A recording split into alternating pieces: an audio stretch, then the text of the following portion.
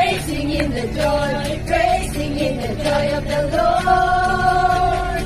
September na kayo dapat. I'm praising in the joy of the December Lord. na. Kapag praise natin. I'm praising